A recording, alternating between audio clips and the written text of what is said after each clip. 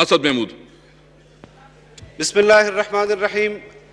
شفقت محمود صاحب نے جن الفاظ کے ساتھ مدرسے کے حوالے سے ان کی کارکردگی پر ان کو خراج تحسین پیش کیا، میں ان کا شکر گزار ہوں، لیکن انہوں نے بھی اپنے بات میں کچھ چیزیں چھوڑ دی ہیں.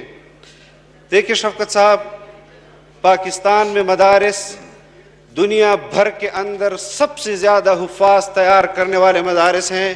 80,000 مدارس پاکستان میں تیار کر رہا ہے.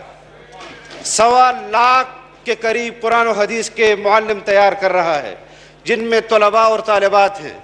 آپ ایک مدرسے کی وجہ سے پورے مدارس کو قوم کی نظروں میں شک کی نگاہ سے کیوں چاہتے ہیں کہ قوم ان کو شک کی نگاہ سے دیکھے؟